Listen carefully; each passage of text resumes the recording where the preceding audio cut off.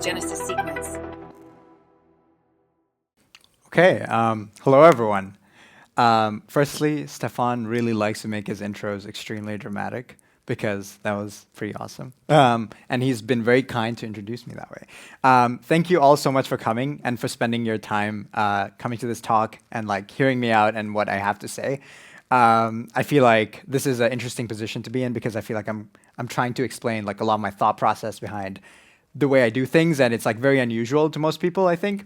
And so that's why I want this to be less of a talk, and I want to set a bit more on like a different way of doing this. And instead, I want you to talk to me as well. So I'm going to be running around with this microphone, and our AV people here are going to turn it on when you have it, and please ask questions. And I want this to be more of like a conversation. And if you have any questions, anything that comes to mind, any like doubts or any criticisms, please ask me. And if you want to move closer at all to ask those questions so I don't have to keep sprinting up and down, you can also do that too. Thank you for all the people sitting in front as well. I really appreciate that. And yeah, so I'm going to start quickly just introducing myself. My name is Hadza. My actual name is Hudayfa. Hadza used to be my Minecraft name when I was like 10 years old, and it's kind of stuck since then. So a lot of you are probably here to see like, okay, you want to build a nuclear fusor with AI, whatever. But I think this is actually a better glimpse into how to make anything with AI, as opposed to just like nuclear reactor, whatever. And I'm kind of going to be doing this in like, okay, I'm going to show you what I did and then also relate it to how I applied that to this specific project in mind, because there's been tons of other projects I've worked on, and I think this is like a good way of like mixing those two. I made these slides 20 minutes before this, so bear with me. That's why I wanted it to be a conversation. And yeah, so like I said, this is going to be less of like a how to build a fusor and more like how to build anything with AI. How to use it as like a thought partner. How to use it to ask questions. How to get your doubts answered. And how to get like things that are just stuck in your brain and you can ask someone and it's like 3 a.m. and you really want to know an answer and use AI to get that answer with. So the one thing about like this project especially was that a lot of the information was overwhelming. When building something from scratch that you don't have any idea about or have absolutely no knowledge on, whether it's like software, whether it's hardware, whether it's like you're writing a book, whether it's you doing a school assignment, whatever, there's a lot of information. And finding the right pieces of information to give a specific chatbot is usually quite hard. Generally, when it comes to like, oh, like do this assignment, it's fine. But when it comes to like, oh, solve this particular math proof, it becomes a bit more tricky because usually LLMs are not trained with all that specific data in their pre-training corpus. And so you usually want to feed it in some way. And so with one of those ways for this Fusor project, at least, the way we did that, or I did that, was using embeddings. So a friend of mine made this website. So this is kind of the website I was working with. It's called fusor.net. It has like a ton of collection of like all kinds of information on like nuclear engineering, high voltage engineering, and all kinds of like absurd things. And I mean, you can go and start reading this, but it's like it makes no sense. Like, what is this person talking about, right? And it can become very overwhelming. And you have like, oh, I have no idea what's going on. And this is where people quit usually at this stage of a project. So what my friend did was she scraped this entire website from top to bottom, every single thing into it, and put it into embeddings, and made it into this queryable format. So now I could just take this website and ask it, what is the best power supply to use? And instead of me having to search the website, I can just get answer from it here, and then just click on the links that it links back to, along with even like eBay links. So over here, somebody recommended a different type of like multiplier to use for a high voltage supply, and I can now read this and have much more targeted information. So applying this kind of idea into like anything you work on is like quite good, especially when it's like in a forum, whether it's like a Discord server, Reddit, thread. Just like dumping all the information somewhere and then being able to query that is a very, very powerful tool. This also helps like I know a lot of people here are more into like enterprise and stuff, and especially a company like Cohere, where they offer these services where you can just like dump all of your data into embeddings and then use it for your information retrieval across a company, whether it's for HR stuff, whether it's for your Google Drive, whether it's for your Slack, whether it's your Salesforce. And connecting all these connectors and being able to query them, I think is a very underrated tool that a lot of companies still haven't taken advantage of. And so when you take all this information and dump it, you get something like this that becomes a queryable form that you can just ask questions. And that is extremely, extremely useful. And so this is how I kind of started working with it. And before I go on, does anybody have any particular questions? I'm going to quickly run up to you and hand you the microphone. It can be anything. OK, yes, wonderful. Did you also consider the risks of making OK, this? great question. So to quickly explain the risks of this, because you're working with 12,000 volts, if you touch this accidentally, you will die immediately. There's like nothing, there's no fucking around here. Like you touch it, you're dead. And so some of the ways I evaluated the risk was I didn't actually evaluate the risk. I just asked Claude, like, OK, is this thing that I'm doing extremely stupid, yes or no? And if it was like no, if it was like yes, then I probably didn't do it. If it said no, then I would just do it. And it worked out. It worked out semi-reasonably. I also did consult other people, though, and I'll talk a bit more about like how I took all that information and put it here.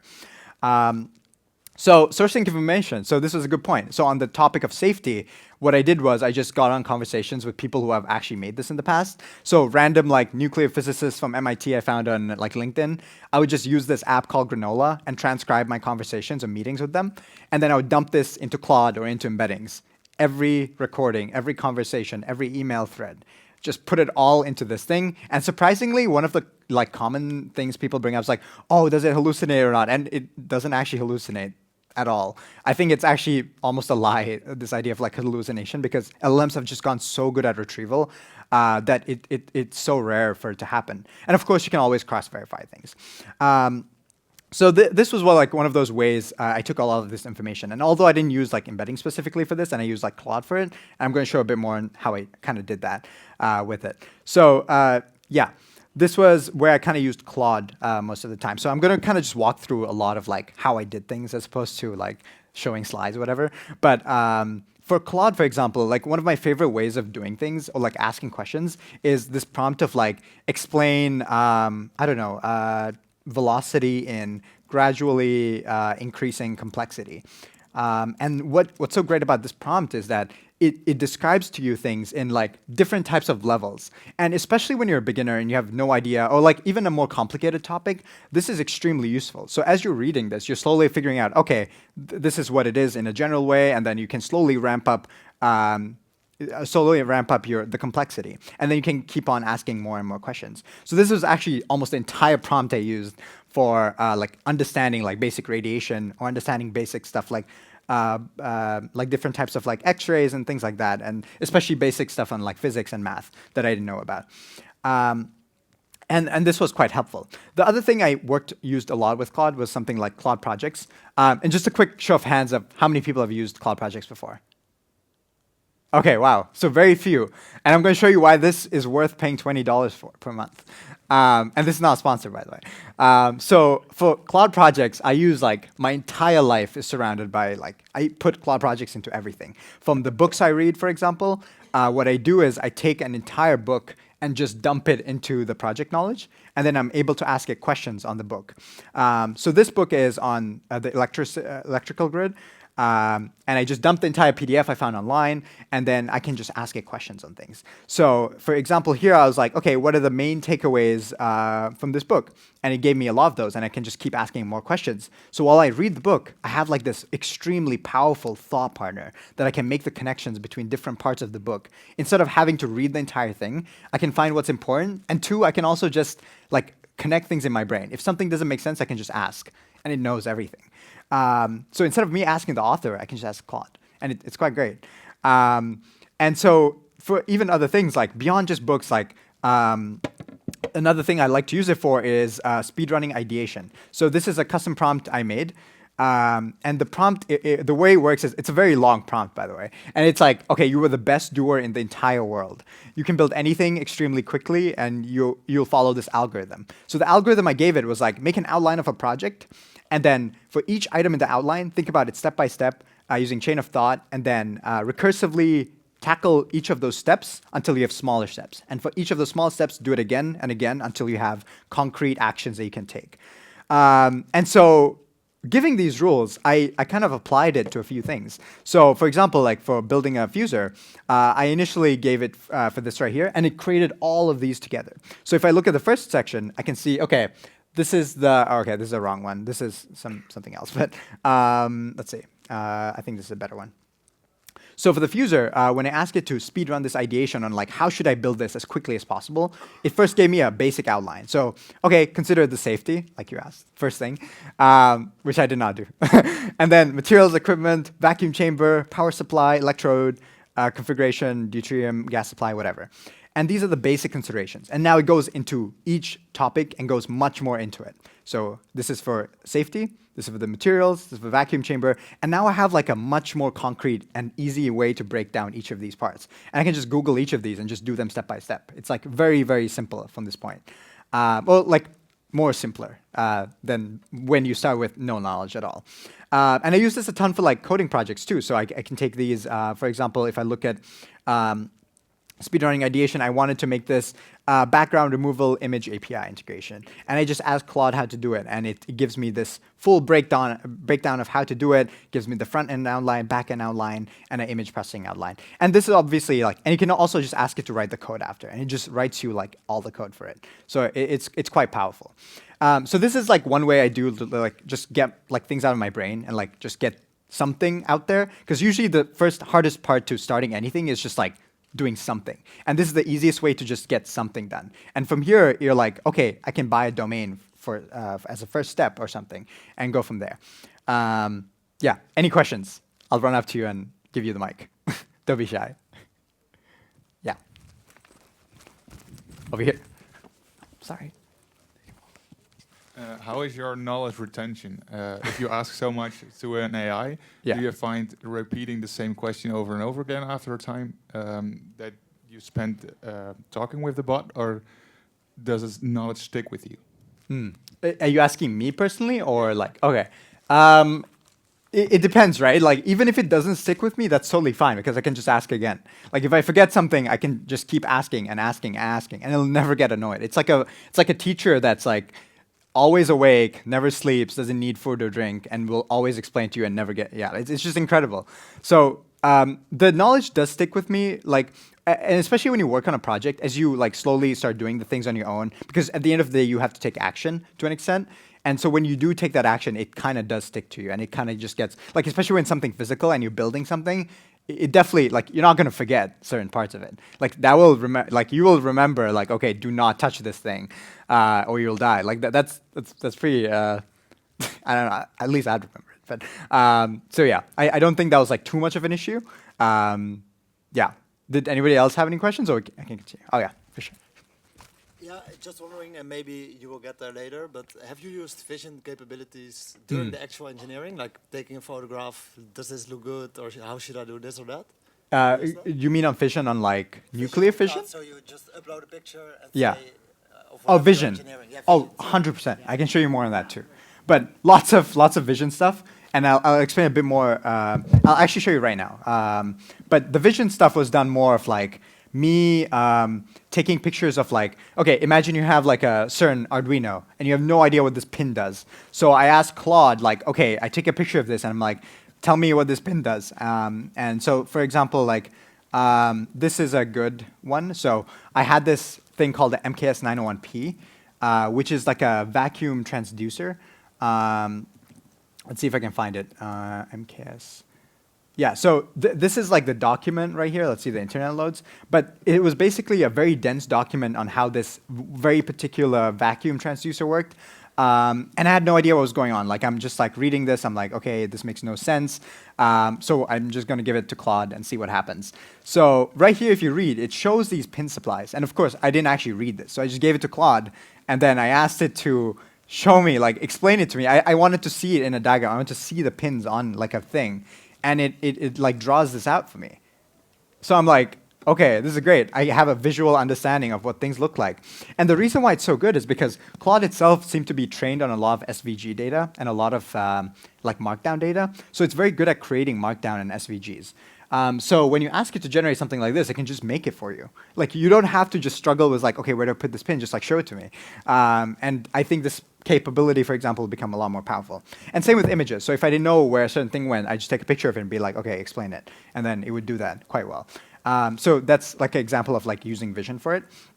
And the other thing I did for the whole thing was like putting my entire Fusor as one big project, a Claude project. And what this meant is like I dumped everything into here. So including Amazon orders for like parts I bought to make sure it had the understanding that I bought this part and how it connected to the rest of my system. Orders, invoices, random websites, data sheets, email conversations with people. Like for example, this is like a conversation I had with somebody who else built a Fusor, and it was just I pasted the whole thing into it. And it's really good at it. So it's like, I can ask it like, what did Aidan recommend for the Fusor? And it's able to like parse this really well and tell me exactly what to do and what to not do based on my conversation. And I don't have to like remember it. It does take some time because it's just like so much. It's like me dumping all this information, asking, okay, do it. But yeah, and so like for example here, it would tell me exactly what I learned, and so I wouldn't have to remember everything, and I could just like put it over there, and it would know. It was amazing. It was great, and this saved me a lot of time and a lot of effort. Yeah, so that's okay. Damn it. So that's one issue with Claude. It has terrible reliability. So yeah.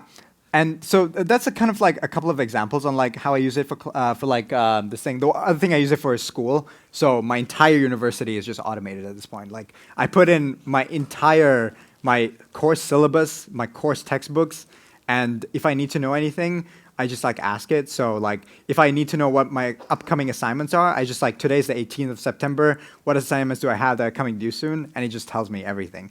How much it's worth? Should I skip it? Should I not skip it? What exams do I have to remember?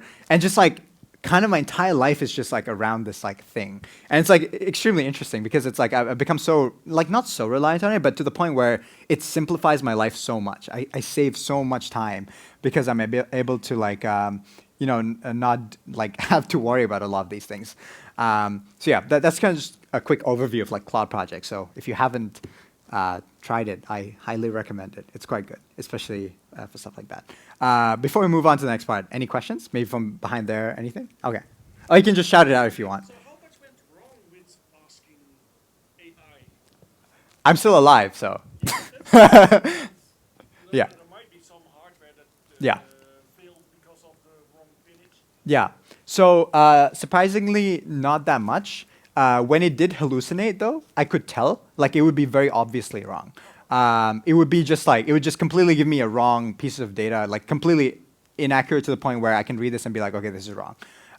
So of course there is like this doesn't replace critical thinking is the important thing. It serves as a thought partner, but you also have to be knowledgeable and like critical enough to look at this and be like, okay, this doesn't look right, and then you tell it doesn't look right, and it usually corrects itself. But you were, you started it, so you didn't know what's right or wrong, right? Yeah. So I think. How are you able to correct it if you don't have the knowledge yet? Yeah, this is for like much more specific things. So of course, like this is after a bunch of conversations with it, and also just my own research. So again, this doesn't replace entire research. I still have to find the data sources to give it. And to find those data sources, you still have to look. So that's the other key thing. It doesn't replace Google searches, but it saves you time from doing more searches and like reading through data. And I think that's the most important thing. It makes you a lot faster. So searching things and finding the right piece of information is not like replaced. Claude is not actually very good at that. And if you wanted something better at like searching, use something like Perplexity. I'm not sure how many people have used Perplexity. Show of hands. Okay, yeah. Perplexity is basically like Google with Claude, and it's like it's quite good. So if you haven't tried this, you should try this too. It's quite good. It's basically probably the Google killer. And yeah, so stuff like that for like research and using the internet, Perplexity is quite good. But for like knowledge retrieval and just like general information, Claude is, and OpenAI, even ChatGPT is quite good at that. So yeah, that's just kind of the bit on like how Claude projects kind of worked with this and like how I used it for like making images, for like asking questions, for being like, okay, is this gonna kill me, yes or no? And just also asking very stupid questions. The great thing about like, the scary thing about like posting on forums and asking things online is people are gonna be like, oh, you're so stupid. Why would you ask that question? It's like the joke in like Stack Overflow, right? It's like people are just gonna downvote you to hell because it's like, oh, this has been asked 20 times before, you should have looked. And it's like, that's not gonna happen here. You can ask the dumbest questions you want and you'll be totally okay with it. It's like no one's going to judge you for it. And I think that's something extremely underrated. Like you don't get judged for the questions you ask. So you can ask the stupidest things or the smartest things and you'll be totally fine. Any other questions? Again, don't be shy. Yeah. Is there radiation from it? Sorry, you can go ahead. So is there radiation coming from your fusion reaction? There is.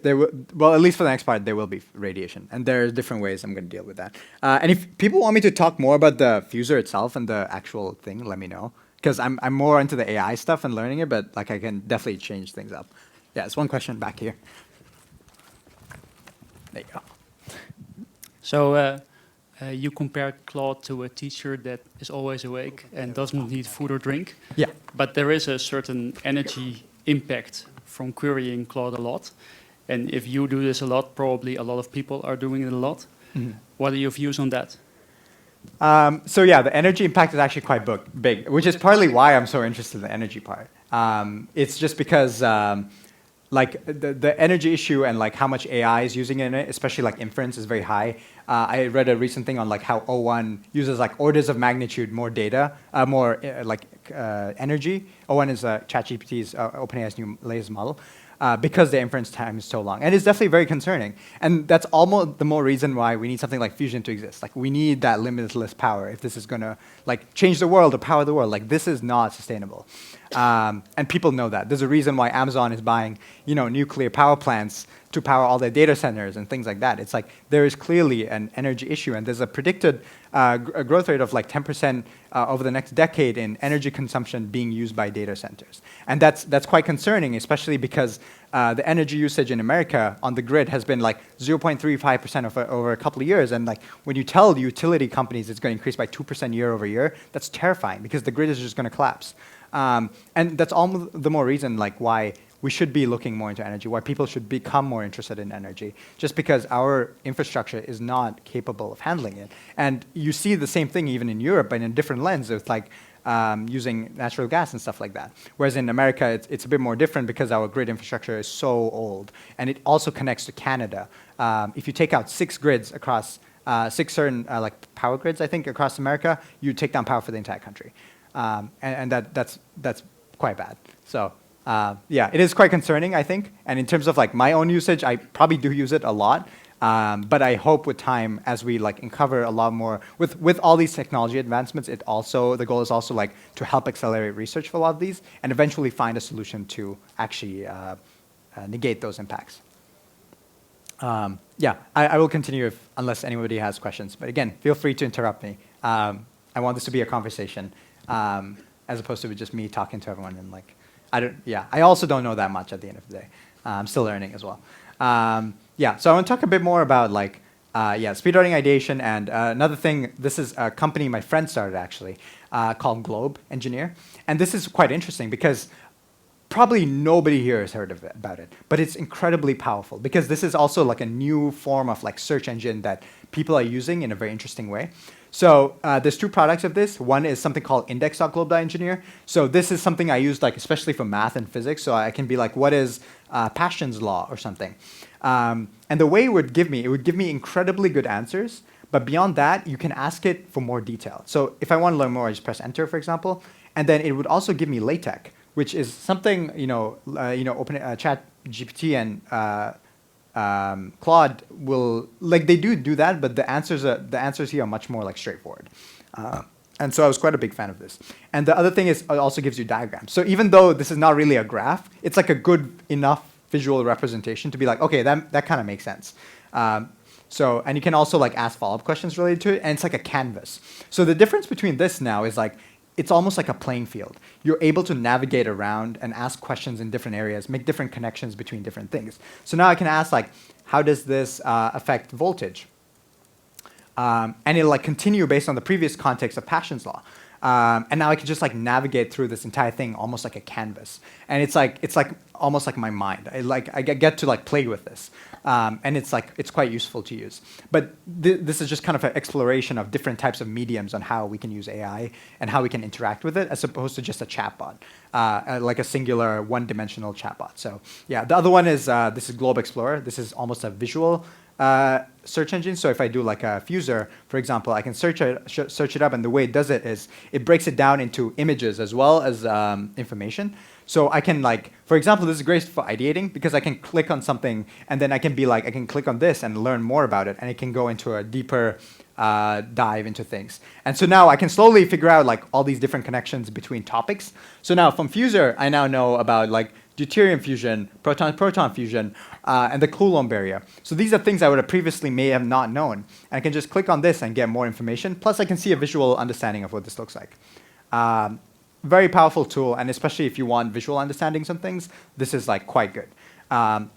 I can show up maybe a bit more of a relevant example. So if I just search like Java, for example, let's see what comes up. So it comes up with like primitives, conditional statements, loops, whatever. And if you want to learn more about like polymorphism in Java, you can just click that, and it'll like show you a lot more stuff, even with images and like more in-depth like searches. So it's extremely cool.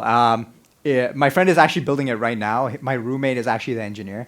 But yeah, they have a few million users, and it's running off like 3 people in the university dorm in Waterloo, Canada. So yeah, lots of like, this is like at the forefront. This is like what is happening like at the front of the technology, and seeing it evolving right in front of me. And many people don't really know about this. So yeah, this is kind of very much like underground information. Anyone have questions on this?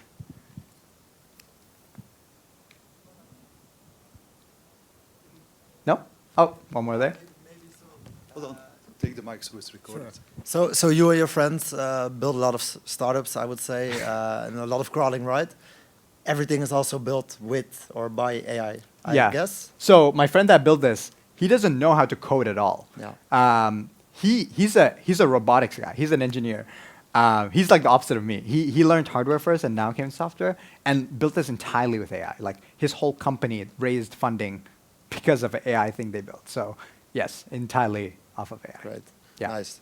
Or at least learned via that. So this is kind of the company or projects he worked on that eventually, started making a lot of money, called Globe. And I also use this like quite a bit in like a day-to-day thing.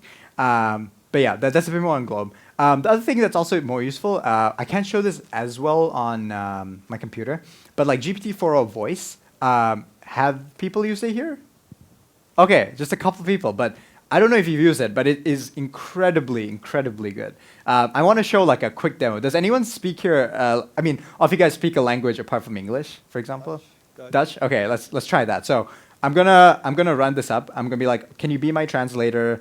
I'm gonna speak in English, and the person is going to speak in Dutch. That sounds like a fun and creative way to communicate. Are you thinking of using DALL-E to visualize concepts or responses based on what you're saying in English? No, I just want you to be my translator. What kind of ideas do you have in mind for this?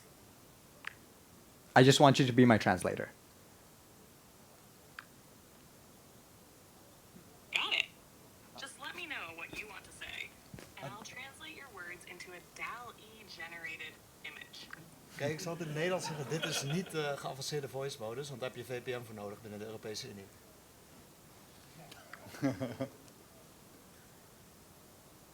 Begrijp ik het goed dat je in het Nederlands spreekt en aangeeft dat de geavanceerde voice modus alleen beschikbaar is via een VPN in de EU? Kun je dat in het Engels herhalen? Als je wilt dat ik dat vertaal naar een beeld, laat maar weten hoe het precies voor je spreekt. I have no idea what he's saying. So I'll tell you, so it's not advanced voice mode because you need to be on VPN in the.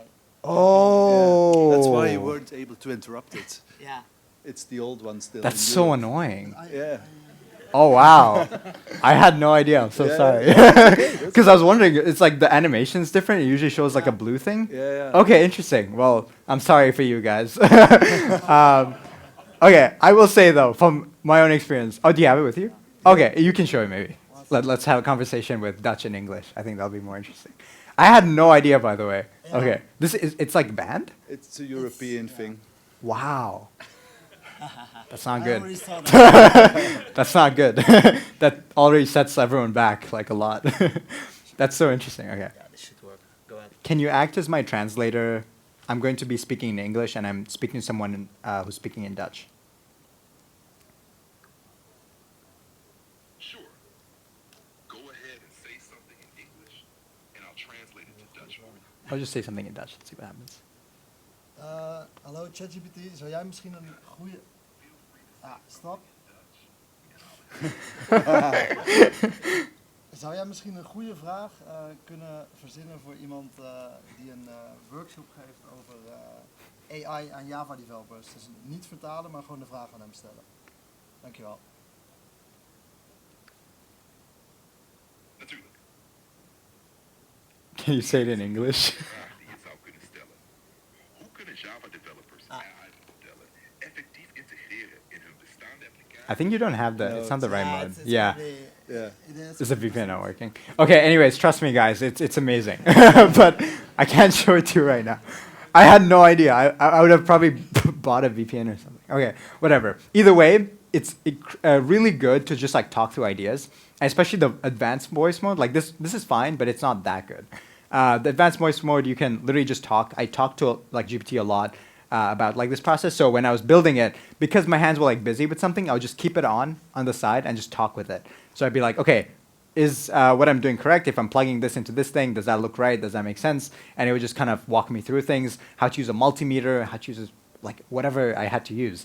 And it was like extremely helpful for like those things.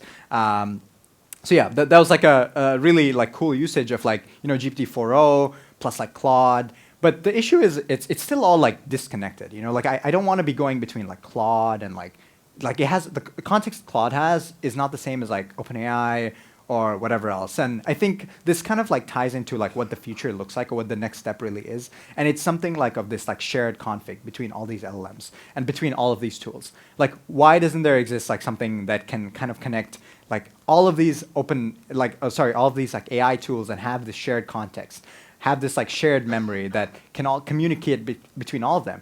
And it seems like a very obvious next step to like share all of this. And I think eventually with time, you know, it's going to happen.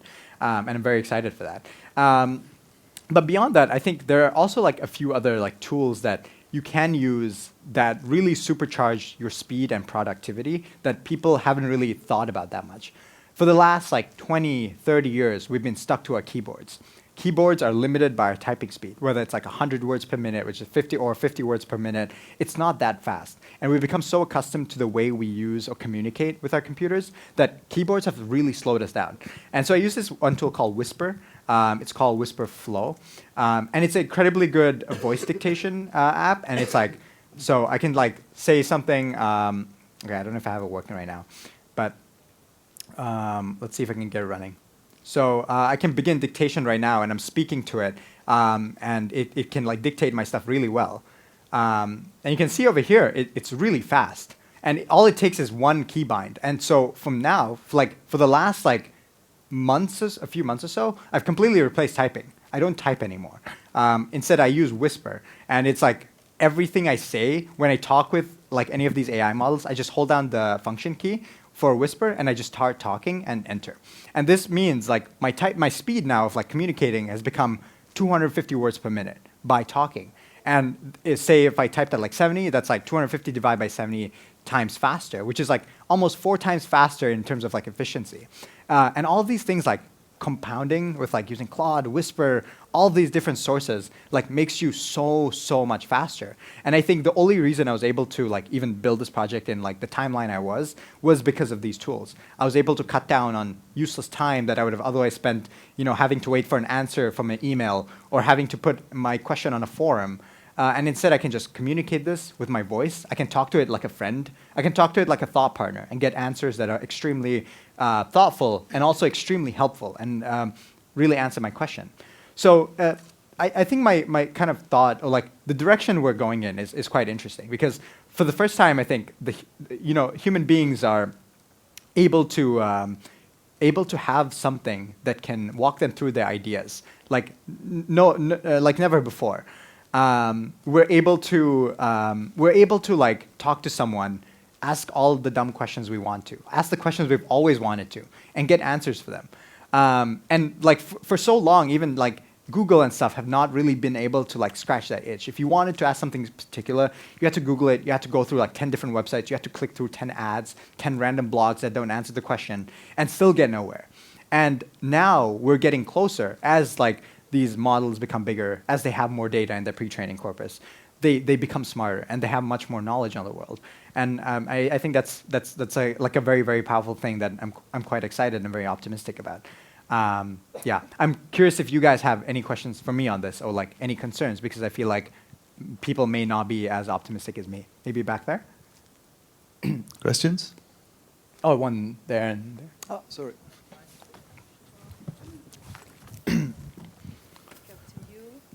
So, I have a maybe a long question. Yeah, for sure. By the way. So we live in a very complex world, you know.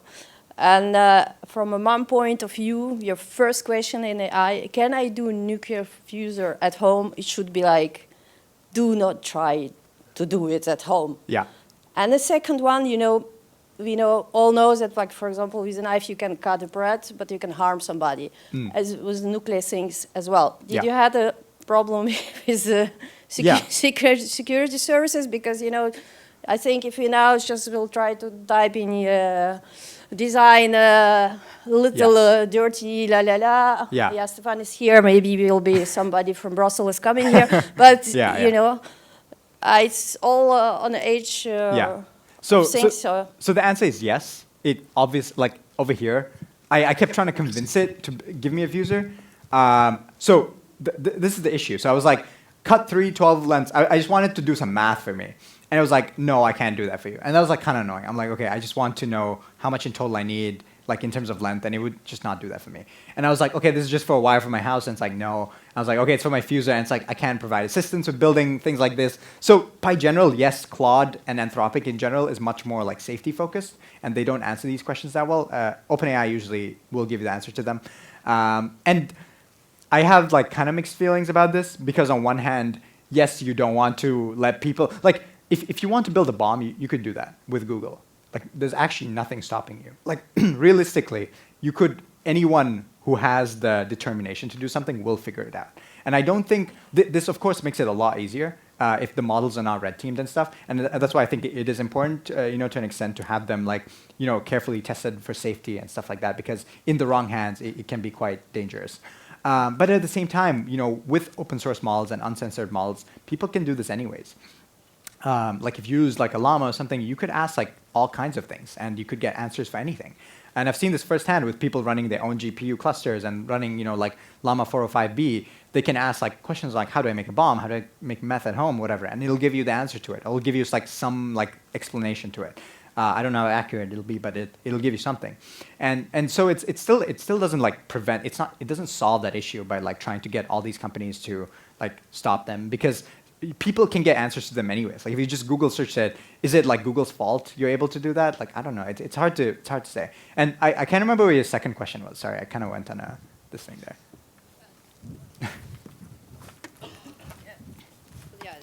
You answered for my second part as well, but I have another question. If you are planning to do further research in a fusor, because I think the fusion, especially nuclear fusion, will,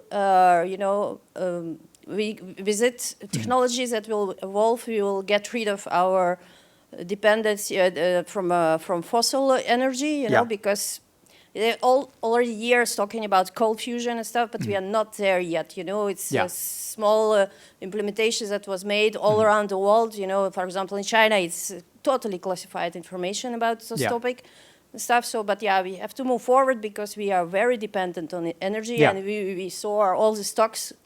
In these debugs, it's like more than 50% is about AI, and what is needed, it's needed energy, it's needed computing energy. All these algorithms were known for from 60s, but we were not able to do anything with that because we were not having computing power. So are you planning to do, because you know you was one of the youngest in DevOps, so you are our hope. Yeah, sure. Why not? It's hard to say. I also don't, like at the end of the day, I don't know much. Like I'm still learning. I'm still figuring out a lot of things, and there's still a lot more to like figure out. So I don't think, I don't have like the answer to like limitless energy or anything. Like if that's what you want to know. I have like 1 month of experience making this thing. And so there's still so many people like working on this thing, so many companies working on it. And people, you know, some people estimate it'll be like 10 years before we get fusion, before we get like limitless power. But honestly, I have no clue. I can't tell you. But I do think it's a very important thing, like we move away from like fossil fuels. And like as we move into a society where, you know, we become more energy dependent and we're also moving away from fossil fuels, we also start moving towards things like solar, for example. And the issues with like solar, for example, is like, it only produces energy in the day. And so what that means is like we now suddenly need this like we need to store this power for the nighttime. And the issue is there's this thing called a duck curve, where the production of energy during the day is the highest, but the consumption is the lowest. And that gets inverted at night, where the production is the lowest, but the consumption is the highest.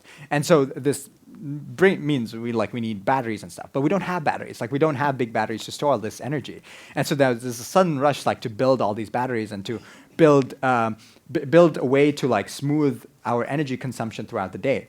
We've moved away from fossil fuels where we could just burn them and suddenly get energy. And so it's like a plug and play solution, almost like I put in coal, I get in energy at any time of the day. Whenever I need more energy, I just burn more coal, I burn more whatever. But now with like solar or something, you can't just be like, okay, just use more sun. That it just doesn't work that way. So we have to find like newer solutions to how we think about energy, especially because it's not as constant anymore. It's much more dependent on other factors. And so I think that will be like one of the challenges of like the future is like how do we take all these different types of energy, especially when we consider like wind. Wind it's dependent on like just nature, and like same with solar, and like use them to create like a much more consistent source of energy that coal and like crude oil have provided us for a very long time. I know there's a question somewhere else there. Nope. Did you have a question over there? Okay. But yeah, is there any other questions here on like maybe on the Fusor side or anything? If you're just curious, let me know. I just want to know who's using Claude's projects in this room already. I asked it before. You did that in the beginning? Yeah, it's very few. Because I wasn't here, sorry. Yeah, we can do it again. So who's using it? Just one? Two? Bloody hell, only two. Three you need to look at it. I agree. Yeah, so I'm going to do that. That's mostly actually what I want to talk about. I just want to use the last 8 minutes for like just Q&A. If you have any questions, anything in your mind that you wanted to ask about, any way you think the future is going to go, or like what other things, please ask them. Hopefully there's more like questions from back there, and we can hear like different kinds of takes and things. Yeah, sure. So you've been using this mostly for 1 month, you said. Just wondering, what are your thoughts on the next 2, 3, 4, 5 years? Where do you think it's headed? Yeah. Agentic maybe, or? Yeah, I think we saw a bit of this with O1 actually. There's been like an interesting shift from like how do we increase like inference time to get better answers. So like the idea of like simulating human thought. So it's like, what if you let AI like think about an idea for a couple of minutes or a couple hours, a couple of days, maybe a couple of weeks? Like what would happen then? And so far we have like a couple minutes and it gives way better answers. Like I'm not sure if people looked at the benchmarks for O1 and the way how it evaluates how good it is at something. And for the math benchmark, for example, it got like a 92% on it, which completely shattered it. And it's like, that means like one, we need new benchmarks, and two is like, okay, what happens if we increase that thought time from minutes to hours, to days, to weeks? Like what could it solve? Could it solve some of our hardest engineering problems? Could it come up with research that could create itself? Could it come up with like, just like, that's kind of like the obvious next step. It's like, what if AI can do research on its own, right? And then when it can do that and start writing papers and start coming up with new novel ideas that humans haven't thought about and become like a partner for humans and professors and experimenters to think about new ideas and new ways of like solving problems, then that's when, things get interesting, because now it can kind of solve its own problems. If it can research its own problems to make itself better, then that's when we have to start like thinking about, okay, which direction this is going to go in. So I think that's kind of like what I see as like a next step. And that's why we're like heading towards. The company I currently work at, which is Cohere in Toronto, they're more on like the enterprise side and like providing immediate value, whereas like OpenAI, Anthropic's more like, okay, can we build an AGI god in the next 10 years? And that's like a less of a defined mission. It's like, what is AGI? I couldn't tell you. Like, to me, this feels like AGI. To me, this feels like, holy shit, like, what is going on? Yeah. So any other questions on that? So OpenAI released Canvas last week. Did you have any time to look at it, or do you have access to it? I did. And if you do, could you show it? Because I haven't had time yet. I had other things to do. We could try, yeah.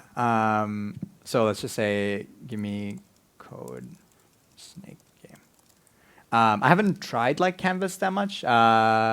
Is it available in Europe? Yeah, you have to select the model first. Oh, whoops. Yeah, okay. You're right. Yeah, so Canvas is basically OpenAI's implementation of artifacts. So artifacts basically means it creates a code and it shows it to you. You know, it gives you like this thing. So right here. It's pretty cool. I like the animation at least.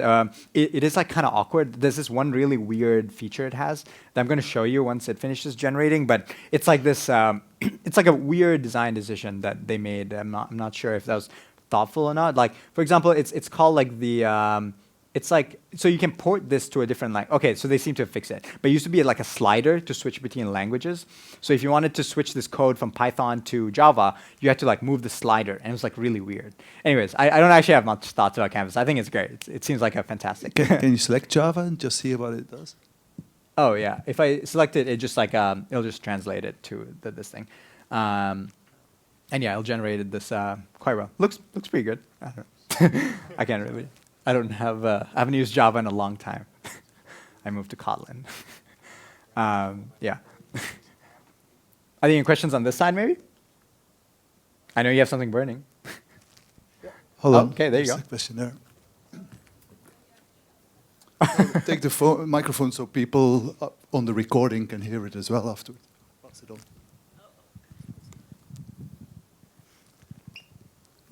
Maybe this is very simple, dumb question. No, absolutely. Those are the I best had to questions. Google what the Fusor does. Okay, yeah. What does your Fusor actually do? Okay, that's a great question. I probably said that at the start. A Fusor is basically, I can maybe show it better with a picture, I think. So I think that would be a bit more helpful. So let's see if we can do it. That way I can explain it a bit better. Yeah, I can explain maybe this picture right here and show what's going on. So this, like that shaker ball there, from a protein shaker ball, acts as like the anode. And the cathode, and the outside acts as an anode, right? So now there's like we have this transformer over here, which is supplying like 12,000 volts of AC power. The AC power goes into a rectifier. This rectifier converts AC to DC power. The DC power goes into the cathode, that central ball, and creates this like voltage difference.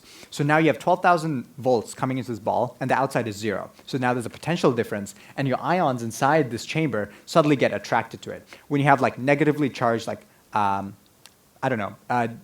positively charged like hydrogen or something, they get attracted to this negatively charged ball and move towards it very fast. When they move really fast, they start colliding. So if you have, like, say, 2 deuterium atoms, like ions, which are positively charged, they start moving really fast towards the central grid and start hitting each other. When they start hitting each other, they fuse together. And when this fusion, that is like nuclear fusion. Deuterium plus deuterium forms helium plus a neutron. So, helium plus a neutron, yes. And also, that's what gives this like purple glow or the blue glow is from the plasma. And so that is kind of the essence of what's like happening here. And that's like what fusion does. This is just a demo fusor, so I'm not using deuterium here. There's no fuel. It's just air. And we also have the last part of this is a vacuum pump here. So this vacuum pump sucks out a lot of this air, so that way it gives space for a lot of these air molecules to move as fast as possible. Otherwise, if there's too many air molecules, they can't move that fast and they start colliding too early before they gain any velocity. So what this actually does is nothing. It's not useful at all. This is just like a toy. And even if you made a full fusor that does fusion, it's still not efficient. Like, this is not going to solve the world's problems. It's simply it's an experiment, and it's like a baby way of doing like fusion at home. If you want to do a full reactor, that's a bit harder, and will probably cost you a lot of billions of dollars. So yeah, not there yet, but maybe one day. Other questions?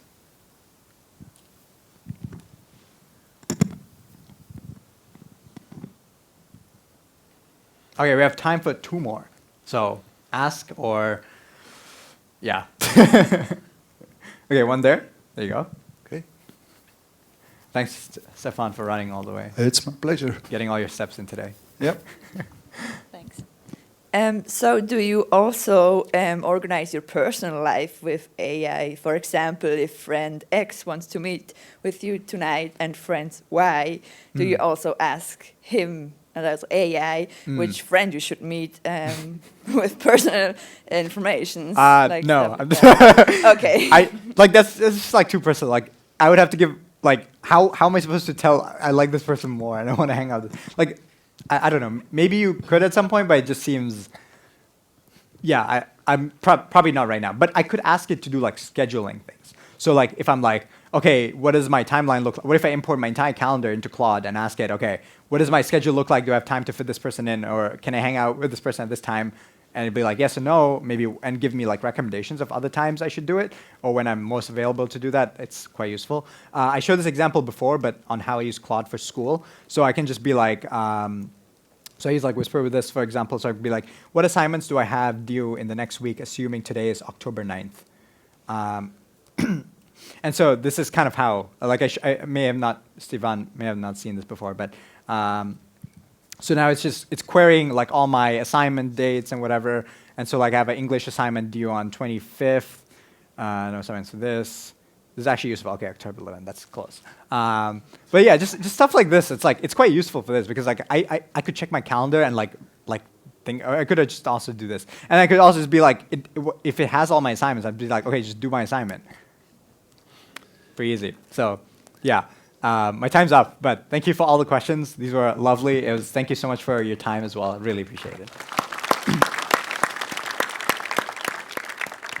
Oh, and if you want to get in touch, my Twitter is hud_za, or you can hit my email at hudza@hudza.com for questions. Yeah, thank you.